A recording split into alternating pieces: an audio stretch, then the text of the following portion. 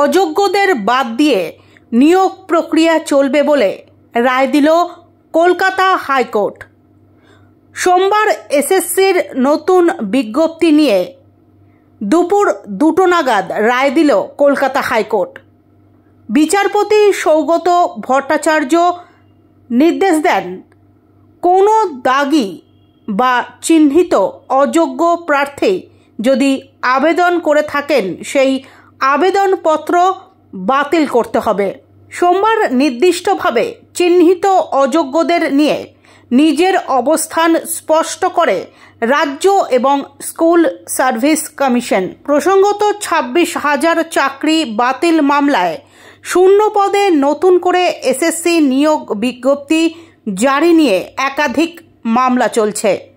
কমিশনের বিজ্ঞপ্তিকে চ্যালেঞ্জ করে একযোগে মোট 9টি মামলা দায়ের করা হয়েছে।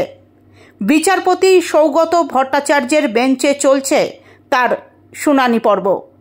বিচারপতি এদিন তার পর্যবেক্ষণে বলেন, আদালত ভাবছে অযোগ্যদের পরীক্ষা থেকে বাদ দিয়ে নিয়োগ প্রক্রিয়া চালাতে। সুপ্রিম কোর্টের সময়সীমার মধ্যেই সেই নিয়োগ প্রক্রিয়া হোক। উত্তরে রাজ্যের আইনজীবী কল্যাণ বন্দ্যোপাধ্যায় বলেন, কতবার তারা ফল ভুগবে, সাজা পাবে। বিচারপতি উত্তরে বলেন, তারা প্রতারণা করে চাকরি পেয়েছে, তাই তারা বাদ যাবে। এদিন হাইকোর্ট স্পষ্ট করে দিয়েছে, দাগি অযোগ্য চাকরি প্রার্থীদের নিয়োগ প্রক্রিয়া থেকে বাদ দিতে হবে। সোমবার এসএসসির নতুন বিজ্ঞপ্তি নিয়ে রায় দিল কলকাতা হাইকোর্ট। বিচারপতি সৌগত ভট্টাচার্যের নির্দেশ, কোনো দাগি অযোগ্য প্রার্থী ইতিমধ্যেই যদি আবেদন করে থাকেন সেই আবেদনপত্র বাতিল করতে হবে।